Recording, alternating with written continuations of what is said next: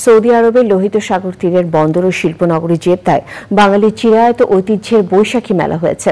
দুদিনের এই মেলায় দেশের বাইরে তৈরি হয় এক টুকরো বাংলাদেশ। জেদ্দা থেকে জানাচ্ছেন রুমি সাইদ।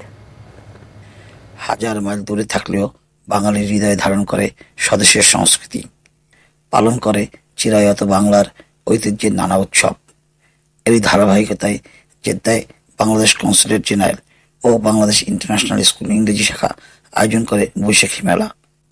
এই ধরনের আয়োজনগুলি আমরা আসলে করে থাকি বিদেশে যারা আছেন তাদেরকে বাংলাদেশে ফিরিয়ে নিয়ে যাওয়ার জন্য, বাংলাদেশে যে তাদের স্মৃতি রেখে এসছেন সেই স্মৃতিতে নিয়ে যাওয়ার জন্য, এবং একই সাথে যারা নতুন প্রজন্ম, ছোট বাচ্চারা যারা বিদেশে বেড়ে উঠছে তারা বাংলাদেশের ঐতিহ্য জানুক, বাংলাদেশের সংস্কৃতি জানুক।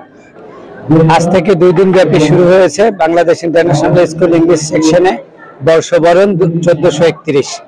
বাঙালির ঐতিহ্যকে তুলে ধরাই আমাদের মূল উদ্দেশ্য। মেলার একদিকে যেমন ছিল পান্তা ইলিশ ও দেশীয় পিঠেপুলির রকমারি খাবারের সমাহার, অন্যদিকে মঞ্চে ছিল সঙ্গীতের সৌরমূর্ছনা। প্রবাসী থেকেও এমন আয়োজনে অংশ নিতে পারে আনন্দিত দর্শনার্থীরা। প্রবাসে এসে বাংলাদেশের যে সাজসজ্জা বা বাংলাদেশের যে ঐতিহ্য সংস্কৃতি, এই বিষয়গুলোর মাঝে নিজেকে ফিরে পাওয়া, মনে হচ্ছে যেন আমরা আবার সেই শৈশবে ফিরে গিয়েছি। I'm really enjoying this event right now, and all the pitas, all the stalls, they're having amazing food, amazing things. So I would recommend you to come here. This will be hosted today and tomorrow, so I would recommend you to come here tomorrow if not today.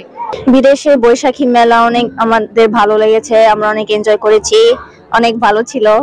দেশের বাইরে এ ধরনের আয়োজনে প্রবাসীরা খুঁজে পায় বাংলাদেশকে, জাগ্রত হয় দেশের প্রতি ভালোবাসা। প্রবাসে এ ধরনের আয়োজনের ফলে ভিন্ন সংস্কৃতির মধ্যে বেড়ে ওঠা আমাদের নতুন প্রজন্ম জানতে পারবে দেশের ইতিহাস এবং ঐতিহ্য। সবাইকে বাংলা নববর্ষের শুভেচ্ছা জানিয়ে সৌদি আরবের জেদ্দায় বৈশাখী মেলা থেকে রুমি সাইদ, চ্যানেল আই। বিকাশে কম খরচে ক্যাশ আউটের লিমিট বেড়ে 50,000, প্রিয় এজেন্টও 2টা।